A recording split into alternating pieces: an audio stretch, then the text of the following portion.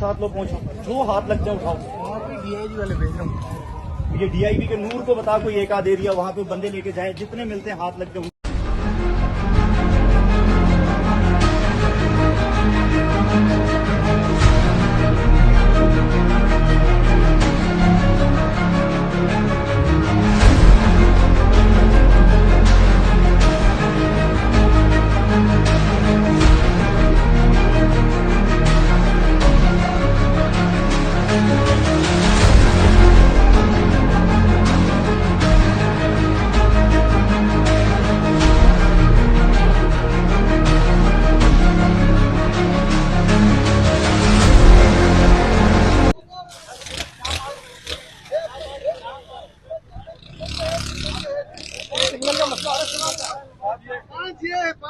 इनको क्या करें साहब? पहले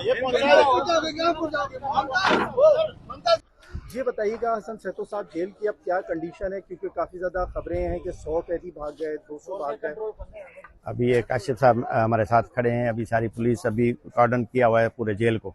जो निकल गए हैं वो निकल गए हैं, बाकी जो जेल में अंदर हैं अभी इनकी काउंटिंग करेंगे तो पता चलेगा।